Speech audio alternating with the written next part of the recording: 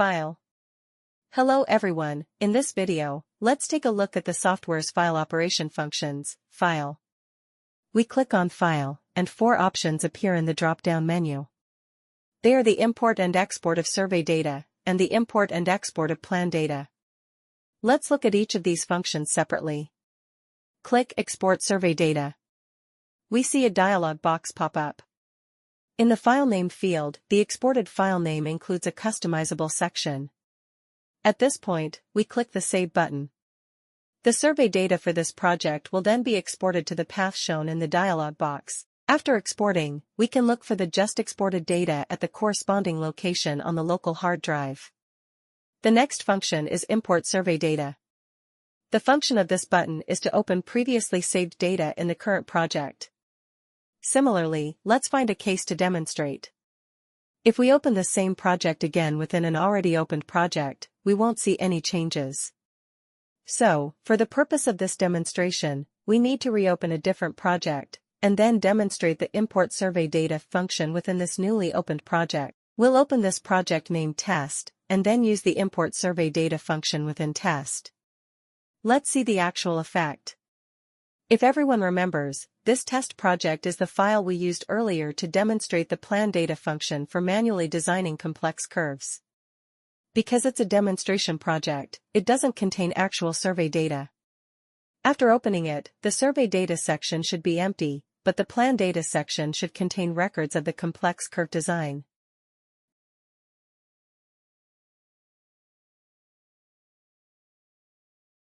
The following 2 functions are the same as the ones just described, except the target changes from survey data to plan data. Let's also demonstrate the use of these 2 functions. It happens that the test file we currently have open contains data for complex curve design.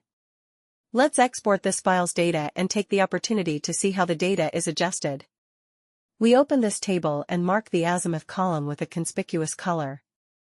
The design requirements are: deviate 10 meters to the right at the 200-meter point, and deviate 20 meters to the left at the 600-meter point. According to the calculation by the tools, our maximum single bend angle is 0.45 degree. The angle we adjust each time must be less than this value. In practice, we adjust 0.35 degrees per rod, or even lower. By observing the changes in the azimuth values in the table, we can clearly see that to meet the project requirements, we gradually begin deviating to the right from the very start. At a little over 100 meters, at the 17th drill rod, our azimuth has already begun adjusting back towards the baseline. This way, by the time we reach the 200-meter position, we have met the requirement of a 10-meter right deviation. Next, controlling the curve to begin progressing towards the target of a 20-meter left deviation at the 600-meter position, we try to keep the angle changing at a constant rate to ensure the pilot bore curve is as smooth as possible, creating favorable conditions for the subsequent pipe pullback.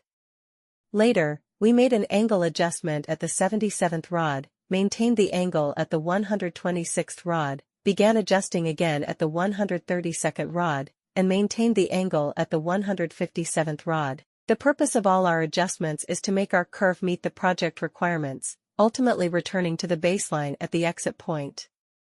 All adjustments are the result of multiple attempts. It's not that I knew exactly how to adjust from the beginning. The adjustment angles and quantities are all the results of trade-offs.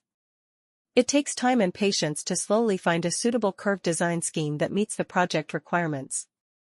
Our principle is to make the curve as smooth as possible, with adjustment angles as small as possible. Alright, this concludes our demonstration of the Export Plan Data function. The Import Plan Data function is very simple. It involves importing the plan data we previously exported into another project. Our import target must be an existing file whose filename ends with plan data export.